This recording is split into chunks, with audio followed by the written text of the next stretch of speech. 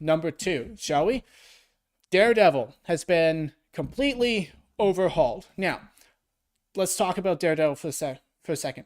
This is a show that I think a lot of us were looking forward to. Daredevil is a very cool character, and it has a very popular series on Netflix. Everybody seems to think it's great. I haven't seen it yet, but everybody seems to say that it is a very, very, very good show. And so the problem with Marvel's TV shows is that they seem to be stretched out movies. Tell me, like Disney, tell me you don't know how to make a good TV show without telling me you don't know how to make a good TV show. Oh, here's how you do that. 6 episodes that are only 25 minutes long with 5 minutes of credits, right? Like that's basically a 2.5. Basically, the Marvel TV shows have just been 2.5-hour movies stretched out into 6 episodes. And so a lot, especially something like Secret Invasion, a lot of that we've expected a lot more. And so it was with great excitement that we heard that Daredevil was going to be 18 episodes. It's like, wow, you guys are actually going to write a real show and have real content. It's like, wow, you could jam pack all of these episodes with so much stuff. And with the Netflix Beer series being so great, naturally we were excited. But it seems to indicate that what they were cooking was not good enough, because this comes to us to the folks at Variety. Says Daredevil Born Again is undergoing major creative overhaul, Variety has confirmed.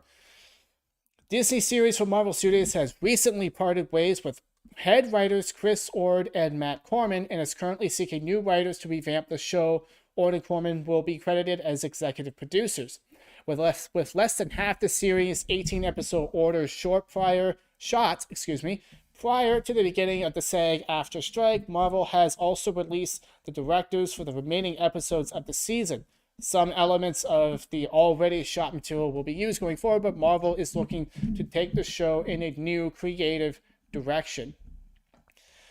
Daredevil is still unable to return to full-scale production as the writers remain on strike. Okay, so basically, this probably wouldn't have been able to happen if it wasn't for the strikes. They probably would have kept on shooting, and then later on to shooting, it would have been like, oh god, this isn't actually what we want, and the whole thing would have been chopped up in the editing bay.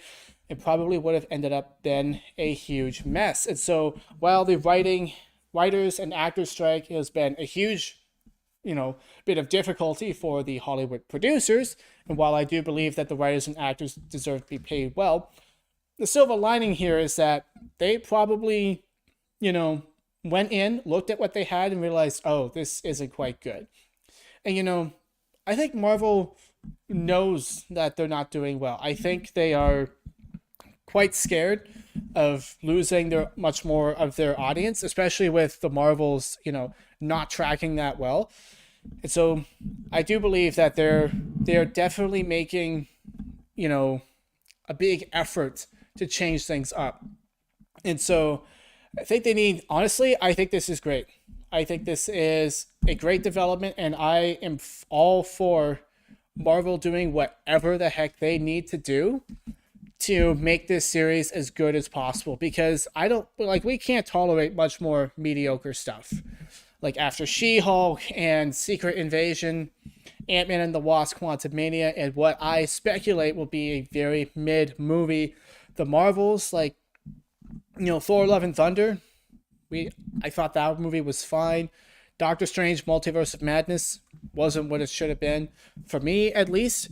And so, yeah, I don't think audiences will take much more mediocre Marvel content. And so I definitely support Marvel, cutting back what they're doing and focusing on quality. I would rather we only get 2 Marvel movies a year and 1 high quality TV show a year. I would rather we get high quality than quantity that is just mid and ultimately leaves me feeling unsatisfied, because I don't have time to binge 4 mid-level TV shows in the year. Like, why would I do that when I could be watching excellent anime or something great like Succession on HBO, right? I want to watch good things.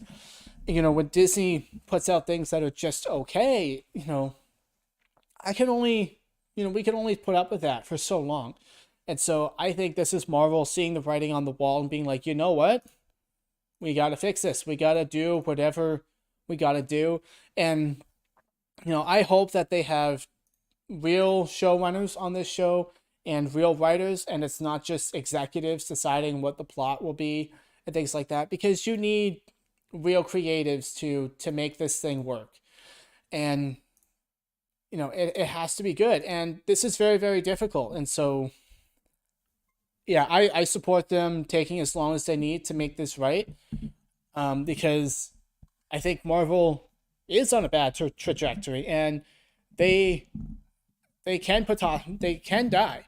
They're not invincible. If you burn us, the audience, too much, we will quit altogether. We will go to somewhere else. And this is, we're going to talk about this a little bit later, about shows like Gen V and The Boys on Amazon Prime showing us how good superhero stuff can be. Like, Marvel has to know that they gotta up their game.